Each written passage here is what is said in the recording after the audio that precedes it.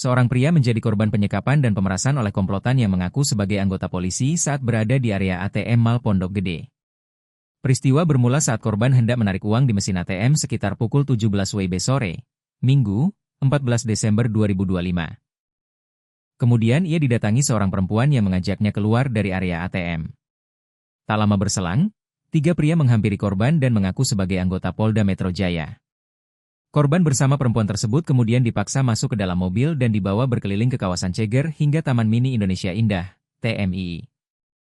Para pelaku merampas sejumlah barang milik korban, mulai dari tas, dompet, ponsel, hingga sepeda motor.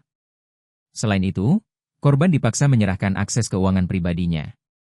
Akibatnya, uang sebesar 4,2 juta rupiah raib. Pemerasan dilakukan dengan dalih korban dituduh membawa obat penggugur kandungan dan kasus tersebut akan diselesaikan oleh para pelaku.